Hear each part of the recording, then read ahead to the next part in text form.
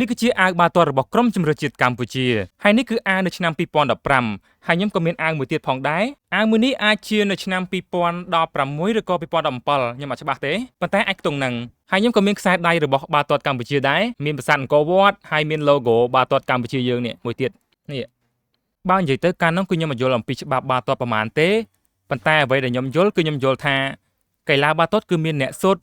មានអ្នកចាំទីអីអញ្ចឹងទៅកាលនោះគឺខ្ញុំយល់អាសារឿងរបស់តុនហ្វីគឺរឿងស្ដេចបាល់ទាត់តុនហ្វីគឺខ្ញុំយល់អាសារឿងរបស់គាត់នឹងបន្ទាប់មកនៅក្នុងឆ្នាំ2015កាលនោះដូចជាអ្នកអាវបង្ហាញអាវហ្នឹងគឺនៅឆ្នាំ2015អាវហ្នឹងបន្ទាប់មកកាលនោះខ្មែរយើងគឺប៉ះជាមួយនឹងម៉ាកាវកាលនោះគឺខ្មែរយើងគឺលុតម៉ាកាវ3-0ជំរុះ FIFA World Cup អញ្ចឹងដូចជាវគ្គ Play Off ហើយកាលនោះគឺខ្ញុំមកយល់អំពីបាល់ទាត់ប្រហែលទេគឺខ្ញុំយល់ថាមានតែ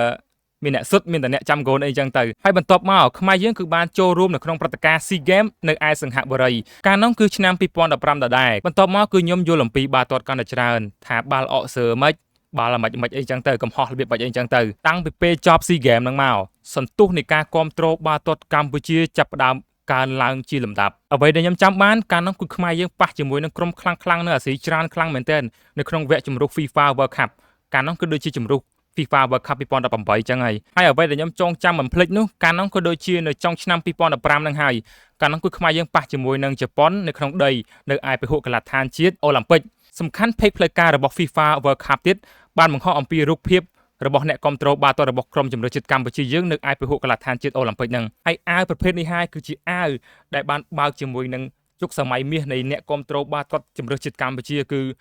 ច្រើនខ្លាំងមែនទែនរាប់ម៉ឺននាក់មិនលេងសើចទេគឺច្រើនហើយមានបទចម្រៀងមួយបទដែលចំណាំទៅអ្នកគ្រប់គ្រងបាល់ទាត់ខ្មែរយើងច្រៀងនៅស្តាតហ្នឹងក៏ដូចជាគេចំណាំលចាក់ហ្នឹងគឺបទដែនដីខ្មែរប្រែថាសវណ្ណភូមិដែនដីខ្មែរប្រែថាសវណ្ណភូមិខ្មែរគ្រប់ភូមិរមនីយានស្ថានខ្មែរបុរាណតមកតាំងពីបុរាណខ្មែរគ្រប់ប្រាណស្វាគមន៍សាមគ្គីសំខាន់ឲ្យទៅលើបទហ្នឹងម្ដងគឺមានអារម្មណ៍ថាព្រឺរោមព្រឺសបល់អស់ហើយមួយទៀតគឺការគោរពភ្លេងជាតិរបស់ខ្មែរយើងមុននឹងការប្រកួតគឺគេតែងតែធ្វើការគោរពភ្លេងជាតិមិនថាខ្មែរយើងឬក៏ប្រទេសមួយទៀតទេគឺតែងតែមានការគោរពភ្លេងជាតិទៅវិញទៅមកហើយខ្ញុំគឺពិតជាចង់ឃើញជាមួយនឹងរូបភាពទាំងអស់ហ្នឹងសារជាថ្មីម្ដងទៀតដែលមានអ្នកគ្រប់គ្រងជាច្រើននៅឯពហុកីឡដ្ឋានជាតិអូឡ িম্প ិក